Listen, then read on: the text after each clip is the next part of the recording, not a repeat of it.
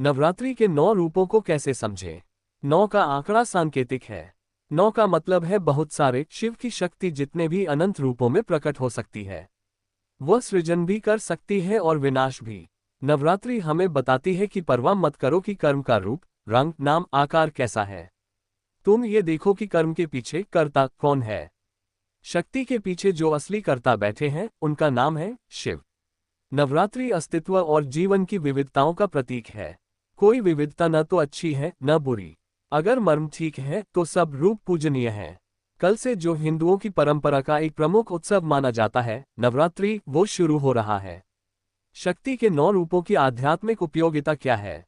शिव शक्ति को माना जाता है कि एक ही उनका स्वरूप है। फिर ये 9 अलग अलग स्वरूप क्या दर्शाते हैं? इनकी क्या महत्ता है और ये क्या सिग्निफाई दर्शित करते हैं? कभी हम देखते हैं कि कोई माता है शैलपुत्री या ब्रह्मचारिणी, उनके हाथ में कमंडल है। किसी के हाथ में सिर्फ माला है। और एक वो रंग देखते हैं, कात्यायनी भी वही है, दुष्टों का संहार भी वो करने वाली है। तो क्या ये अलग अलग रूप हैं या ये हमारे भीतर के ही कुछ अलग चेहरे हैं? नवरात्रों का क्या महत्व है हमारे लिए और हम उसको कैसे अपने आम जीवन के लिए समझ सकते हैं? पहली बात तो ये कि 9 को 9 मत मानो। 9 का आंकड़ा सांकेतिक है।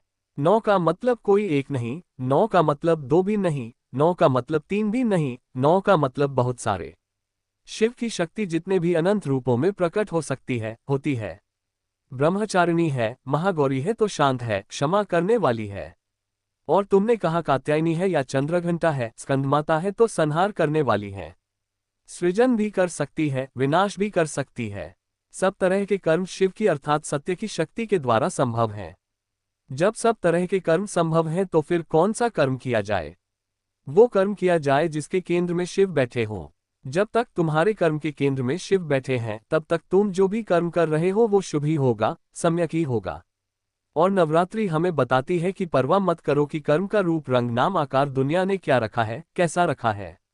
शक्ति महागौरी के रूप में सामने आए तुम्हारे तो तुम्हें लगेगा ममतामयी माँ। और शक्ति काली के रूप में सामने आए तुम्हारे तो थर्रा उठोगे, थरथरा जाओगे, कहोगे अभी वध होता है। यही हाल शुभ सम्यक कर्मों का है। सही कर्म कभी दाएं को जाता है तो कभी बाएं को भी जाता है, कभी जन्म देता है तो कभी मृत्यु भी देता है, कभी सीधा सीधा चलता है तो कभी उड़ चलता है। तो इसलिए परवाह ही मत करो कि कर्म कैसा चल रहा है। कर्म की परवाह तो वो करते हैं जो कर्मों से गहरे देखना जानते ही नहीं। तुम ये देखो कि कर्म के पीछे कर्ता कौन है। शक्ति के पीछे जो असली कर्ता बैठे हैं उनका नाम है शिव।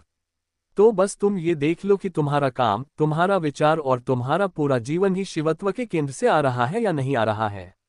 जितनी विविधताएं संभव हो सकती हैं अस्तित्व में और जीवन में, सबका प्रतीक है नवरात्रि। कोई विविधता बुरी नहीं है, कोई विविधता अच्छी नहीं है। जीवन में भी कोई विशेष कर्म पाप नहीं कहला सकता और कोई विशिष्ट कर्म पुण्य भी नहीं कहला सकता। सही गलत का, अच्छे बुरे का, पाप पुण्य का निर्धारण बस एक बात करती है कि शिव से निकला है कर्म या नहीं निकला, सच्चाई से निकला है या नहीं निकला। सच्चाई से अगर नहीं उद्भूत होगा तुम्हारा कर्म, तुम्हारा जीवन, तो फिर वो कहाँ से संचालित हो रहा होगा? सच से नहीं चल रहा तो झूठ से चल रहा होगा। तो झूठ माने क्या? डर, बेचैनी, लोभ, भय, ईर्ष्या, भ्रम। यही देखना है। यही संदेश है नवरात्रि का कि जिंदगी जी किस आधार पर रहे हो। कर्म नहीं, बाहरी बात नहीं, रूप रंग कलेवर नहीं, मर्म आधार। किस आधार पर जी रहे हो? शिव के आधार पर जी रहे हो या शव के आधार पर जी रहे हो? सत्य के आधार पर जी रहे हो या भ्रम और मोह और अंधेरे में ही जिए जा रहे हो? तो जब शिवरात्रि हम मनाएं तो देवियों की उपासना करते समय ये लगातार याद रखें कि शक्ति और कुछ नहीं, शिव का ही साकार रूप है। और शिव के साकार रूप अनंत हो सकते हैं। सब रूप प्यारे हैं जब तक वो शिव के हैं। शिव का है तो भीषण से भीषण और भयानक से भयानक रूप भी प्यारा है, पूजनीय है, पवित्र है। और शिव का यदि नहीं है तो सुंदर से सुंदर, मोहक से मोहक और आकर्षक से आकर्षक रूप भी त्याग योग्य है।